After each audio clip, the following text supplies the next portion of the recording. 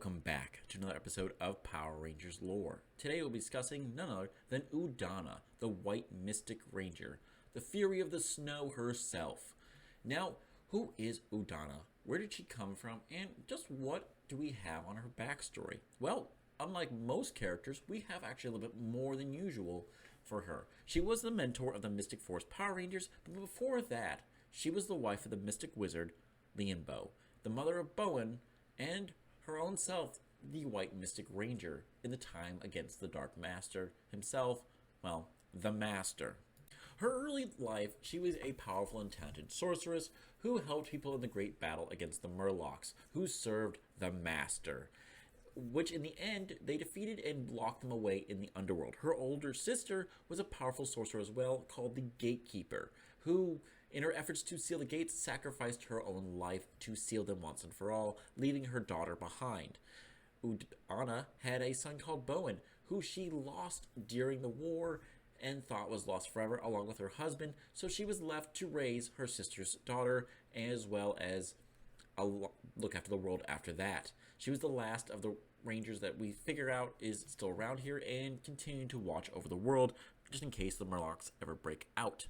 She took up the 5 wands and Mystic Wizards and kept them safe in Root Core, where she basically stayed there for a long time, almost 20 plus years.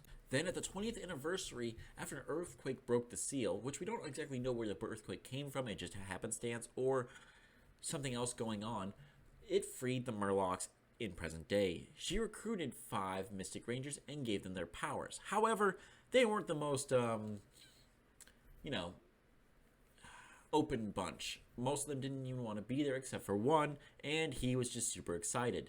Now, the whole group had to be tricked into going into the forest by saying that they had lost something in there, and disguised as an old man, Udonna convinced them to go into the woods. Now they get sucked into a tree and end up in the pocket dimension, where all mystical creatures tend to hide. Now, that's when they discover there is a world much larger than their own, not just because the Power Rangers exist, but because there are mystical creatures all about them that they're not even aware of, that are connections to their world and beyond. And there's an underworld that they weren't even aware of either, where the dead stir and serve a Dark Master. Now, the first monster to show up is none other than Korag himself, who arrives to declare war upon her and defeat these Rangers to be, before they can even raise up their powers. However, she tells them to step aside and does battle against Korag, the Night Wolf. Now, she is easily beaten by Korag, very easily, to the point she's just surprised, like, who the heck is this warrior, who then claims her snow staff and her Power Ranger powers along with it. Without her snow staff, she is unable to morph and just becomes a mentor-like figure. Korag doesn't kill her or the other people and tells them to get stronger, and when he thinks they're worthy, he will then kill them. Though he does take her snow staff as prize back to say, I accomplished my goal, you didn't tell me to do all this different stuff, and they're not even a threat right now. So, back in Root Core, she takes them all back, teaches them how to become Rangers in a mystical way, though she has to convince them to believe in magic to begin with. Most of them jump into it after seeing a few little things happening in there. However, Nick does not seem to like it at all, and eventually is force himself to believe in magic existing after seeing all this stuff go down, which is very interesting. I can understand not believing it if you don't see it, but you're literally seeing everything happening around you in a mystical world where monsters can grow tall, there are troll creatures, and you're seeing your other friends throw vines at people. Maybe you should just start believing in magic. Now, this is where she starts teaching me magic, and it becomes more like a Harry Potter episode there. That's where they're also introduced into her niece and apprentice, Claire, who is kind of a special little witch herself. She has a problem with magic. I don't know what it is, but she's not very good at it sometimes. It's not a matter of she's too powerful or too just unfocused. She's just clumsy, and she stumbles over words and lacks confidence. This causes her spells to go awry, and while turning herself into a goat a few times. However, Udonna is very, very passionate in teaching her magic, and is always like going, "Oh, Claire." So Udonna keeps on there, teaching her as well as the team how to use magic and not to make the simple mistake of just doing the simple big spells. They need to learn their basics before they can do the big spells and defeat the monsters and save the day. Now, early on, she remains their mentor until she's reunited with Gingy and Daggeron. Now, This is kind of throwing her off entirely because she once thought someone else had returned as well.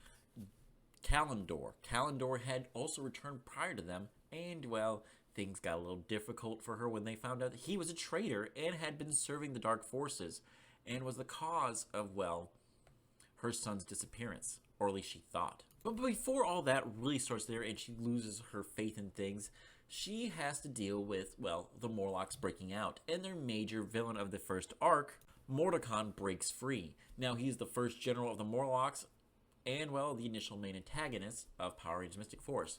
Arguably, most of them don't even know about the Master at this point, they just know about Mordecon. Mordecon breaks out and is about to destroy most of, well, the mystical world, and then going on to the human world. How are the Mystic Force Rangers able to take him down with the help of Claire, who helps summon Catastros and forms a connection with Nick, who forms the Centaurus Phoenix Megazord, which easily overpowers Mordecon, and then they form the Titan Megazord, which he tries to then defeat, but ends up getting defeated himself. Mordecon is helpless, and the Rangers combine all the powers and destroy him once and for all.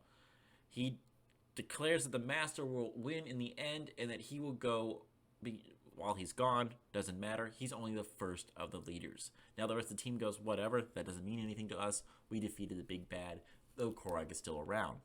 Then cometh Kalendor, who had escaped from a cave thanks to some other people breaking some magical spells and revivifying him from a mummified corpse.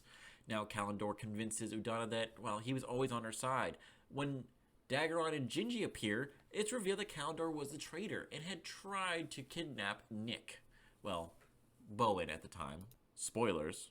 He, in a great battle against Daggeron, ended up getting sealed within a cave, which turned Daggeron into a frog, and then he was basically laid there mummified in the cave, which means kind of Daggeron kind of won that fight and was just stuck powerless as a frog, and Kalendor was dead. But he was revived and reborn in his new body known as Imperius. But he used this disguise of, well, Kalendor to convince Udonna that he was on her side.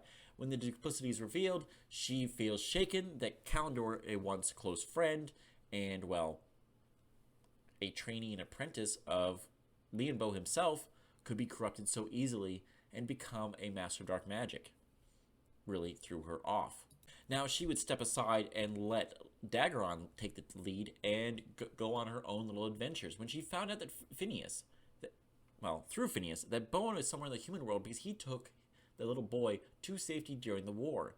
Basically finding the boy left behind as a frog and a mummified corpse were left in a cave, he takes the child and leaves him, well, where he could be found. When the Rangers captured by Imperius, Udonna casts a dark spell in order to head down to rescue them, which causes her to lose all her magic. When she discovers on a basically little trip adventuring herself, she discovers that Nick is actually Bowen and Korag is also Lianbo. She went on a journey now in mortal form, or as human form, to find Lianbo with Claire to give a magical assistance. This helped break out Lianbo from his, well, control of being the Night Wolf himself, and he kind of wrests control once more and takes over as Lianbo. Now, Lianbo takes his own actions without asking anybody and hides the Master from everybody. He's then hides in the Lake of Lament, where he's confronted by several different monsters who also knock out Claire and kidnap Udonna, who had been seeking out Lianbo at the Lake of Lament, and puts her under a spell to make her unconscious. She is needed to be rescued by none other than Claire and Phineas, as well as Lily, who has decided to help the Rangers because she doesn't like what's going on, sees her mother being basically abused by these Titans, and has a lot more, well, own issues herself going on. Now, they do nothing at first to help her, but then Lily produces the snow staff, which she stole from her mother, and then they use it to revive Udonna. Udonna now is able to morph with her magic restored, reappears in Briarwood, and the six Rangers combine their powers to defeat Hecatoad once and for all. Now, later on, Udonna would astral project to find Lianbo in the underworld, wherein she found him unconscious and used her bow staff to revive him. Snow staff. In the final, she would then do battle again against Sculpin. Personally, though she tried to reason with him, and they both sent to the underworld. However, is rescued by Necroli and Italis because, well, they both had changed their hearts, realizing that maybe the Master isn't that great of a person and he's only out for himself. Now she'd help the other Rangers destroy the Master once and for all, annihilating his remains and casting him back into the abyss to which he came.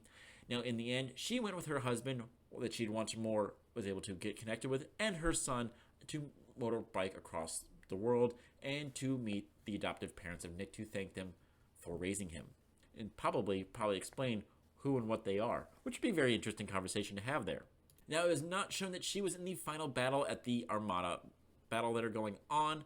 It's not exactly certain why, but maybe it's because they don't identify her as an official ranger, even though she is. Now, what became of them after the fact, we do not know, but we can surmise that basically they lived happily ever after and, well, lived a magical life after that, especially with her lost love returned and her son also returned once and for all. That is the story of the White Mystic Ranger, the Fury of the Snow, Udonna. Now, I hope you guys enjoyed this. She freezes evils in her tracks, and she can freeze just about any of you pretty easily. She has the power of snow and ice manipulation with her magical powers, and it's all based around that. Blizzard Rush, Ice Ball, Ice Explosion, Ice Tornado, they are all pretty similar ideas that she gets attacks when she uses her powers in video games, but you can kind of figure out what she's whole theme there. She as well, he has the Snow Staff and the Snow Wand, so get your ideas where you can. Most of them are based off powers and the like. It's not like anyone else has their whole Snow Ranger or White Mystic Ranger. We have the other ones that are all themed towards as well as elements. Green Mystic Ranger is nature, red Mystic Ranger is fire, and yellow is lightning. So you guys get the gist after that.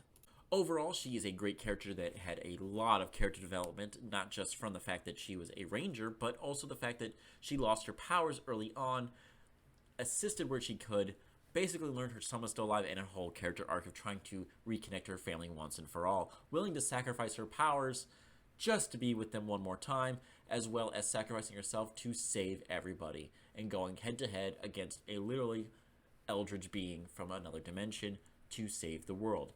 That is Udonna. I hope you guys enjoyed. Make sure to comment, like, and subscribe down for more. And remember, guys, may the power be with you always.